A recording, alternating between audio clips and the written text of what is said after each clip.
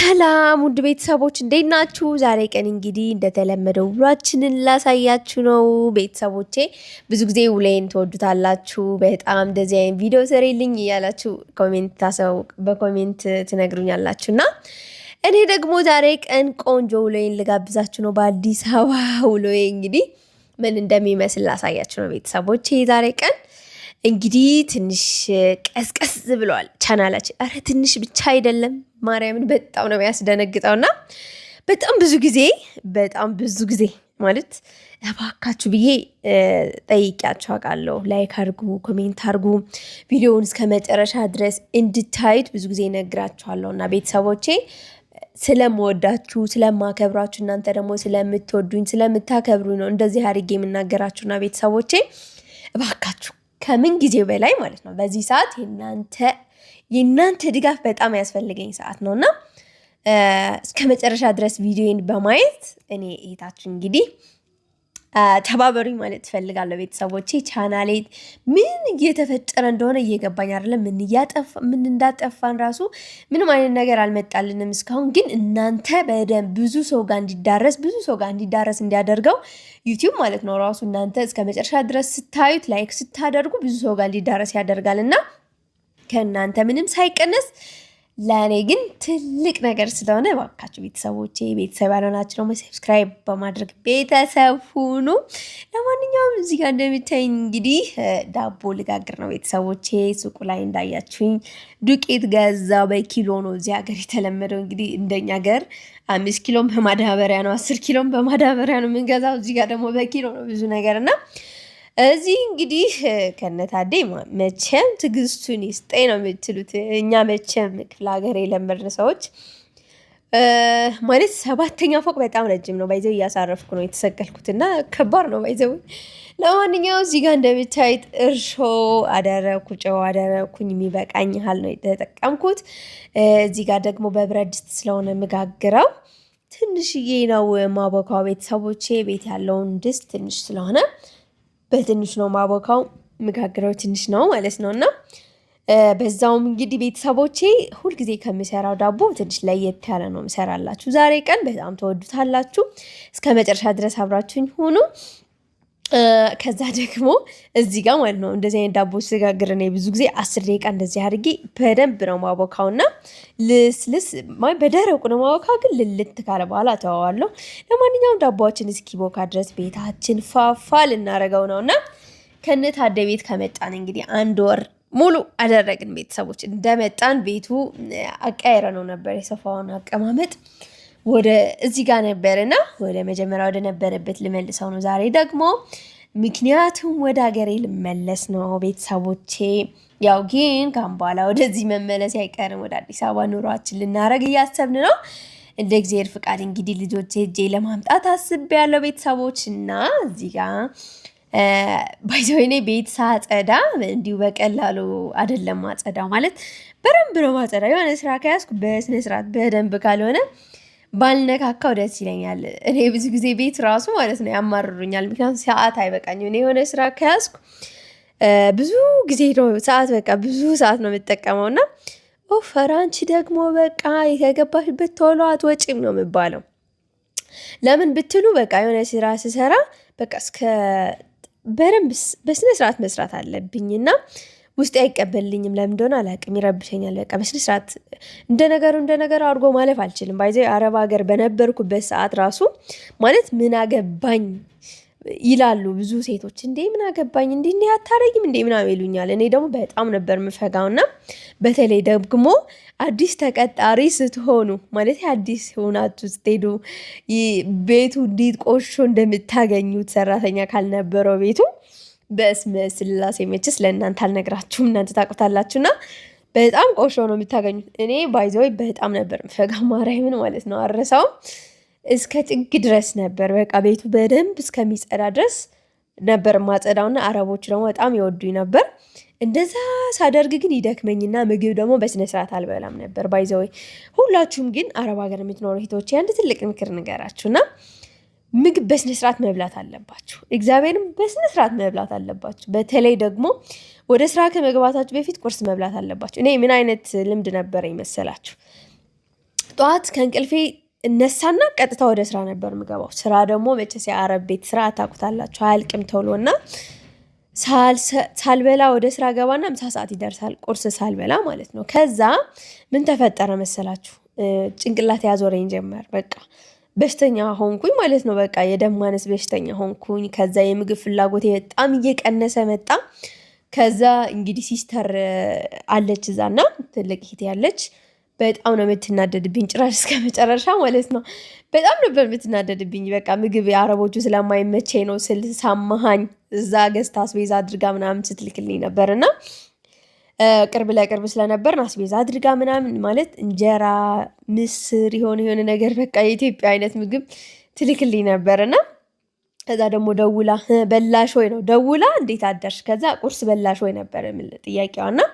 ለማንኛውም እህቶቼ አደራ ራሳችሁን ጠብቁ። በሰው ቤት ማለት ራሳችሁን እስካልጠበቃችሁ ድረስ ማንም አይፈልጋችሁም። ራሳችሁን ስትጠብቁ ጤነኛ ስትሆኑ ነው አረቦቹ ራሱ የሚፈልጓችሁና ራሳችሁን ጠብቁ። ምግብ በተለይ በስነ ስርዓት መብላት አለባችሁ። አደራ አደራ ቤተሰቦች፣ ከወደቃችሁ የሚያነሳችሁ ሰው የለም። በተለይ ደግሞ በጣም ስንሰራ ምግብ ካልበላን ማለት ነው ሰውነታችን እያለቀ ነው የሚሄደው እና የኔ ሰውነት ባይዘው እዛው እያለሁ በጣም ከስቼ ነው ኢትዮጵያ የገባሁት እና በዛ የገባብኝ መክሳት ነው እስካሁን በቃ ያልወፈርኩት ማለት እችላለሁ ቤተሰቦቼ። ለማንኛውም ሶፋው በዚህ መልኩ ቀየርኩት ቤተሰቦች። እንደምታዩት ፍራሼም ያው ፍራሹ እኔ ስለምተኛበት ብዙ ጊዜ አዲስ አበባ ከመጣ በኋላ ትንሽ ሳይንስ አስቸግሮኛል። ሐሳሲያ እንግዲህ ከሳውዲ ይዤ የመጣው ሳውዲ የሰጠችኝ ስጦታ በጣም እያስቸገረኝ ነው ቤተሰቦቼ። በጣም ማታ በሰላም ተኝቼ ጠዋት ስነሳ የሌለ በቃ ሌላ ሰው ሆኜ ነው የምነሳው። ያፍነኛል ምናምን። አሁን ራሱ ድምፄ እየመሸ ሲሄድ ማለት ነው እያፈነኝ ይሄዳል። ለምንድን ነው? ያለንበት አካባቢ ቀዝቃዛ ነው። ምክንያቱ 7ኛ ፎቅ ያው ንፋሱ በጣም ስለሚነፍስ ነው መሰለኝ ትንሽ ይከብደኛል እና ብቻ እስኪ ከመስኮቱ አዛዙር ያለው ፍራሽ በዚህ በኩል ስላረኩት ትንሽ ንፋሱ ይቀንሳል ብዬ ተስፋ አደርጋለሁ። እና ቤተሰቦች የሚገርማችሁ ማሂ የለችም፣ ስራ ቦታ ናት። እንግዲህ ማታ ስትመጣ ነው የምታየው። ሙሉ ቀን ጠዋት ወታ ማታ ነው የምትመጣ። ባይዘው ሰላም ደግሞ ማማዬን ይዛ ነው ይሄን ሁሉ ስታረጊ ሰላም አታግዝሽም እንዴ ትሉኝ ይሆናል። ስራ ላይ ናት ሰላም ማማዬ ጋር በቃ አይፋቱም ነው የምላችሁና ምክንያቱም ህፃን ገና ልጅ ስለሆነች 1 ዓመት ስላልሞላት ሰው ያስፈልጋታል እና በደንብ ነው የምትንከባከባ እሷ ጋር ናት ያለችውና። ለማንኛውም ዳቦዬ ቦካልኝ፣ ስራዬን ጨራረስኩ ምናምን። ዳቦ እንዴት እንደምጋግር እንግዲህ አሁን ላሳያችሁ ነው። ዘይት አድርጌያለሁ ሳህን ላይ ትንሽ እንደምታዩት። እንግዲህ እናንተ የወይራ ዘይት ካላችሁ ብትጠቀሙ መልካም ነው ለጤናችን፣ እሱ የተሻለ ነው። ይሄኛው ዘይት ማለት በጣም ለጤናችን ጠንቅ ነው፣ ብንጠነቀቅ በጣም መልካም ነውና ለማንኛውም ዘይትና በርበሬ አደረኩ። የሚበቃኝ ያህል እናንተም የሚበቃችሁ ያህል ማድረግ ትችላላችሁ ቤተሰቦቼ። በአዋዜ ነው ዳቦዬን እየሰራ ያለሁት። ዘይትና በርበሬ ያው ብዙ ጊዜ በእንጀራ እናደርጋለን፣ እንደዚህ ደግሞ በዳቦ ሲሆን ይሄ ለመጀመሪያ ጊዜ ነው የሞከርኩትኝ። እንዴት እንደሚያምር እንዴት እንደሚጥም መልኩ እንዴት እንደሚያምር ልነግራችሁ አልችልም። ምርጥ ድፎ ዳቦ በቃ በብረት ድስት በሉት። በቃ ማለት ድፎ ዳቦ አሁን በትልቅ ነው የተለመደውና በብረት ድስታችሁ ደግሞ በቀላል እንዲሁ በቤታችሁ ማዘጋጀት ትችላላችሁ። እዚህ ጋር እንደምታዩት እንግዲህ ዘይት የበዛ መስሎ ይታያልና እኔም አበዛው መሰለኝ እናንተንም እየመከርኩ በዛውም፣ ግን እኔም መቀነስ አለብኝ። ምንም ጥቅም የለውም። እዚህ ጋር የቀነስኩት ነበረ ከሚባክን ከሚደፋ። እዚህ ጋር እንግዲህ ስለሚያስፈልገኝ ለብረት ድስቱ በደንብ አበስኩትኝ እዚህ ጋር እንዳይዝብኝ ማለት ነው። ከስር ደግሞ እንግዲህ ዱቄት አደርጋለሁ። እኔ ብዙ ጊዜ እንዳይዝብኝ እንደዚህ አድርጌ በደንብ አደርግበታለሁ። በኋላ ላይ ማራገፍ እንችላለን የማትፈልጉት ከሆነ፣ ምክንያቱም የሆነ ሌላ ጣዕም ስለሚያመጣብን እንደወጣ ማራገፍ እንችላለን። ቀላል ነው ማለት ነው። እና እዚህ ጋር እንደምታዩት እንግዲህ ዘይትና በርበሬ አዋዜው ሳረግ እንግዲህ በደንብ ማማሰል ስላልነበረብኝ እዚህ ጋር እንደምታዩት ትንሽ አስቸግረውኛል ለማስተካከል ማለት ነው። ክብ ቅርጿን ለማምጣት ትንሽ አስቸግረውኛል። እንደምታዩት ከላይ ደግሞ የነበረውን ዘይት ማለት ምንም ስለማይጠቅም ከላይ እንደዚህ አድርጌ ቆንጆ ከለር እንዲሰጠኝ እያደረኩት ነው። እንደምታዩት እኔ በስቶቭ ነው የምሰራው ቤተሰቦቼ። እናንተ ኦቭን ያላችሁ መቼስ ታድላችሁ። ኦቭን ብዙ ነገር ስራ ያቀላልና እንግዲህ ኦቭን ሲኖረኝ እኔ ደግሞ በደንብ ቆንጆ ዳቦ መጋገር ይመስለኛል። በኦቭን ሳውዲ ያለው ሞክሬ አውቃለሁ። ይቀላል በጣም። እዚህ ጋር እንደምታዩት መጀመሪያ ስቶቬን በደንብ በ5 ማስ ከመጨረሻ ከፍቼ ግሏል ስቶቡ።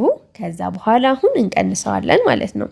ከ4 አድርጌዋለሁ ምክንያቱም ብዙም ፓወር ስለሌለ፣ እናንተ ደግሞ እንደ ፓወራችሁ አይታችሁ ግን ቀስ ብሎ መብሰል ስላለበት ያው እኔ ለ1 ሰዓት ያክል ነው ማስቀምጠው እዚህ ጋር ስቶቭ ላይ ማለት ነው። እና እንደምታዩት ቤተሰቦቼ ከ1 ሰዓት በኋላ እንደዚህ መስሎ በስሎልኛል። ከላይ ደግሞ ጠፈፍ ማለት አለበት ስንገለብጠው። በቃ ከላይ ጠፈፍ ያለ ከሆነ ምንም አይሆንም ማለት ነው። እዚህ ጋር እንደምታዩት በማንኪያ በሹካ ማለት ነው ነካ ነካ እያረኩት ነው ያለሁት ይዞብኝ ስለሆነ ማለት ነው። ዘይት ስላሳነስኩበት ነው ያዘብኝ እንጂ ዘይት በደንብ ካረጋችሁበት አይዝባችሁም። ቢይዝም ግን ችግር የለውም፣ ነካ ነካ ስታረጉት ይነሳል። ምክንያቱም ከስር ዱቄት ስላረጋችሁ ዘይትም ዱቄትም ስላለው ማለት ነው። እንደዚህ አድርገን እንግዲህ ገለበጥ ነው። የስ ብዙ ጊዜ ስለሚያስቸግረኝ እኔ ሳቦካ ዱቄት ስለማበዛ አልገለበጥ ብሎ ብዙ ጊዜ ያስቸግረኛል። እና አሁን ግን በስነ ስርዓት ቶሎ ነው የተገለበጠልኝ። እንደምታዩት ቤተሰቦቼ ደረሰልን ዳቦአችን። ከ15 ደቂቃ በኋላ ከገለበጥኩ በኋላ ብዙ አላስቆየውም። እንግዲህ 15 ደቂቃ 10 ደቂቃ ማድረግ ትችላላችሁ እንደየፓወራችሁ። ለማንኛውም ቆንጆ ዳቦ አግኝተናል ቤተሰቦቼ። በጣም ነው የምታምረው። በዛ ላይ ጣዕሙ ልነግራችሁ አልችልም። እዚህ ጋር እንግዲህ ሻወር ወሰድኩ፣ ቢጃማዬን ለበስኩ። እንደምታዩት ቤተሰቦቼ ፈረሽረሽ አድርጊያለሁ። ማሂ ምን ያህል ደስ እንዳላት ነግራችሁ አልችልም። ማርያምን ግብት እንዳለ ነው የጮኸችው። ለካ ሁላችንም ሴቶች ነን ቤት ሲቀያየር በጣም እንወደውና እኔ በቃ ልምድ ሆኖብኝ በቃ ከሆነ ቦታ ወደ ሆነ ቦታ እቃ ማከሄር ማለት ነው።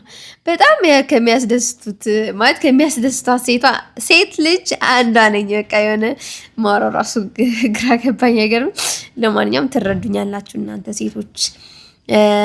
በቃ አላደል የሆነ እቃ ካቀየርን ቡፌ ላይ ያለ እቃ ካጠብን ምናምን ውስጣችን የሆነ ደስታ ነው የሚሞላውና ብዙ ጊዜ ደግሞ በጣም ስትጨናነቁ ምን ማድረግ አለባችሁ መሰላችሁ? ቤት ቁጭ ብላችሁ ከሆነ በቃ የምትተክዙ ከሆነ የሆነ በቃ በህይወት አጋጣሚ መቼስ የሚያስጨንቅ ነገር አይጠፋም፣ የሆነ ነገር ይፈጠራልና በዛ ሰዓት ምን ታደርጋላችሁ መሰላችሁ? የቤታችሁ እቃ ቂሪር ታደርጉና ቤታችሁ ጽድት በቃ ያልታጠበ ልብስ ካለ ታወጡና በደንብ ጥብጥብ ታደርጉትና ይሄንን በነግራችሁ እንግዲህ ስለሞከርኩ ነው። ከዛ በኋላ ሻወር ተወስዱና ደክሟችሁ ወይኔ በስላሴ ምን አይነት እረፍት እንደምታገኙ ሌላ ቦታ መሄድ አይጠበቅባችሁም። በቃ በቤታችሁ ናችሁ ጭንቀታችሁን ማራገፍ ትችላላችሁ። በተለይ ደግሞ ልብስ የተሰበሰበ ከሆነ ባይዘወይ ልብስ ብዙ ጊዜ እኔ ቤት ተጠራቅሞ ከሆነ ጭንቀት ነው የሚያበዛብኝና በጣም ነው የምጠነቀቀው። በእውነት ይሄንን ስላጭቀል እንዳይመስላችሁ።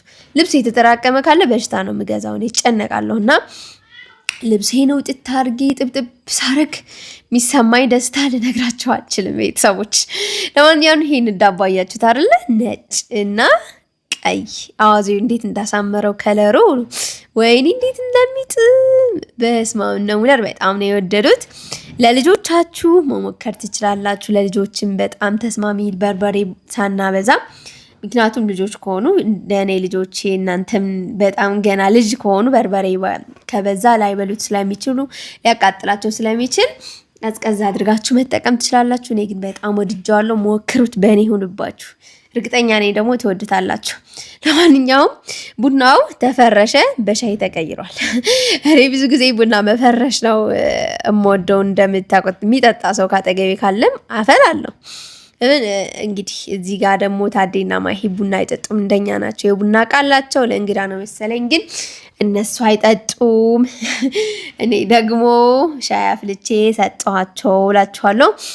በጣም ወደውት፣ ግን ዳቦ አነሰችን። የሚገርማችሁ ነገር ማለት ነው።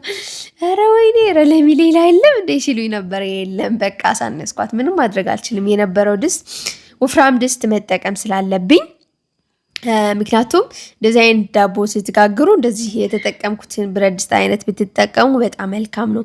ካልሆነ ቶሎ ስለሚበስል ማለት ነው፣ ማለቴ ቶሎ ሙቀቱ ቶሎ ስለሚደርሰው ጥሩ አይሆንም። ቶሎ እረረና የሚለውና ቀስ ያለን ልክ እንደኔ እንዲበስልላችሁ እንደዚህ ደንደን ያለ ብረት ድስት ብትጠቀሙ በጣም ጥሩ ነው። ውሎዬን እንደወደዳችሁ ተስፋ አደርጋለሁ። እኔ ደግሞ ትንሽ ድብርት ውስጥ ነበርኩና ቀለል ብሎኛል። በጣም ደስ የሚል ምሽት እያሳለፍኩ ነው። እንግዲህ ለእነሱም ቆንጆ መክሰስ ነው ያቀረብኩላቸው። ደስ ብሏቸዋል። መቼስ ሰው ከስራ ሲገባ ቤቱ ተስተካክሎ ልክ እንደዚህ ሆኖ ሲያገኝ ምን ያህል ደስ እንደሚለው መቼስ መገመት አያቅታችሁም። እና ቀጣይ ደግሞ የራሳችን ቤት እንደዚህ ስናስተካከል ምታይን ይሆናል። ቤተሰቦች አዲስ ጎጆ ወጪዎች ልንሆን ነው ደግሞ በአዲስ አበባ። ቤተሰቦቼ በደንብ አድርጋችሁ እንደምታስተናግዱ ተስፋ እናደርጋለን። አዲስ አበባ ያላችሁ ተመልካቾቼ ደግሞ እንኳን ደህና መጣሽ ብላችሁ እንደምትቀበሉኝ ተስፋ አደርጋለሁ። እወዳችኋለሁ። ቪዲዮን እስከ መጨረሻ ድረስ ስላያችሁልኝ በጣም ነው የማመሰግነው። እግዚአብሔር ያክብርልኝ። እወዳችኋለሁ። ባይ